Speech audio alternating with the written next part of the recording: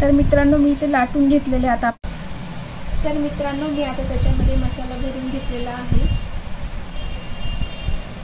आता आपल्याला छान प्रकारे असं गोल करायचं आहे.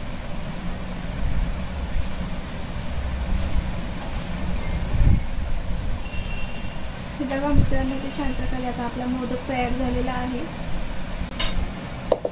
तर मित्रांनो हे बघा मी इथे मसाला भरून घेतेय. छान प्रकारे आपल्याला असं ते हे गोल करायचं आहे. हे बघा मित्रांनो, गोल केल्याने मोदकला छान प्रकारे आकार येतो आणि मोदक खूप छान दिसतो. हे बघा मित्रांनो, इथे आपला छान प्रकारे मोदक तयार झालेला आहे.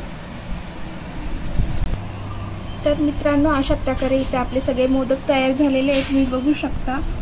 आता आपण